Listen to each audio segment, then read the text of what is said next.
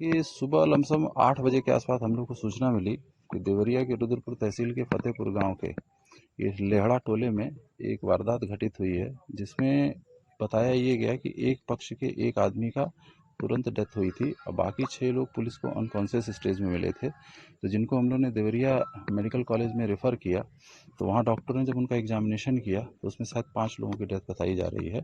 और मैटर जो ये बताया जा रहा है शायद एक पुरानी रंजिश को लेके है। कोई एक पुराना ज़मीनी विवाद था जिसमें सत्यप्रकाश दुबे के भाई थे साधु दुबे, उन्होंने अपने हिस्से की पूरी ज़मीन जो है प्रेम यादव जी को बेची थी और प्रेम यादव जी उस ज़मीन पर काबिज थे, जिसका मैटर लमसम आज से 7-8 साल पहले शॉर्ट आउट हो चुका था।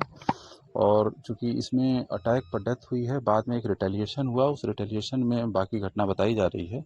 अभी एग्जैक्ट कुछ भी कह पाना थोड़ा सा मुश्किल है। हम लोग उसकी जांच पड़ताल कर रहे हैं और जैसे ही हम लोग को फर्दर इन्फॉर्मेशन मिलेगी हम आप लोग को सूचित करेंगे। गिरफ्तारी वगैरह भी हुई है? अभी हम लोगों ने एक पक्ष से एक गिरफ्तारी की है और बाकी के लिए हम लोग प्रयासरत हैं।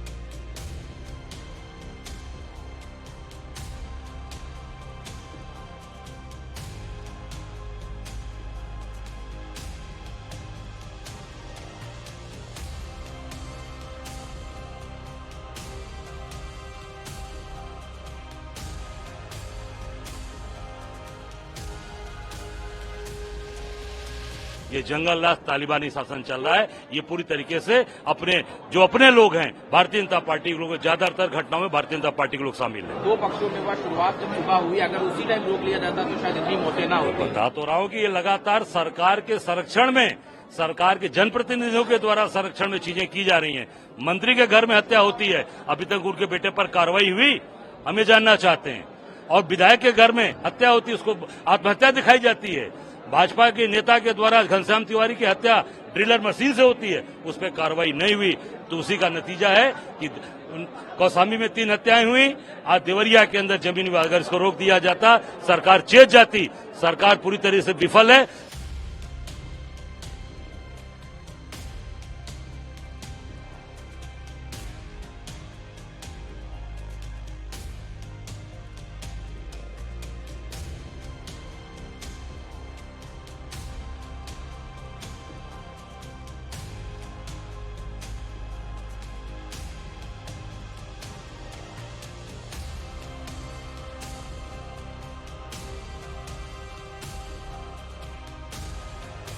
तो ये देवरिया हत्याकांड बहुत दुखद घटना है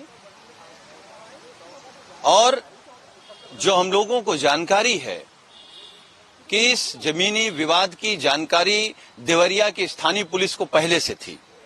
अगर पुलिस को पहले से विवाद की जानकारी थी तो पुलिस ने क्या किया? ऐसी स्थिति क्यों बनी?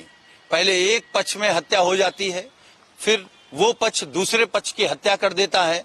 तो कहीं न कहीं देवरिया के इस हत्याकांड ने उत्तर प्रदेश की कानून व्यवस्था की सच्चाई देश के सामने रख दी है। उत्तर प्रदेश में कानून नाम की कोई चीज नहीं है, जंगल राज है। कोई किसी की जमीन कब्जा कर सकता है, कोई किसी की हत्या कर सकता है। उत्तर प्रदेश में एक भी थाना और एक भी तहसील ऐसी नहीं है जहां बिना पैसे लिए किसी फरियादी की बात सुनी जा रही हो। पूरा सरकारी तंत्र, पूरा सरकारी महकमा और खुद सरकार भ्रष्टाचार में डूबी है। बिना पैसे के किसी का कोई काम नहीं हो रहा है।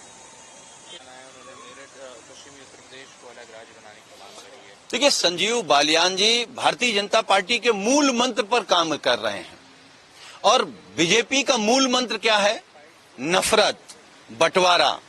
जब महंगाई पर बात नहीं कर पा रही है बीजेपी, बेरोजगारी पर बात नहीं कर पा रही है, किसान की मुद्दे पर बात नहीं कर पा रही है, तब उन्होंने ये तय किया कि हम नफरत फैलाएंगे। बंटवारे की बात करेंगे। आप बंटवारे की बात कर रहे हैं।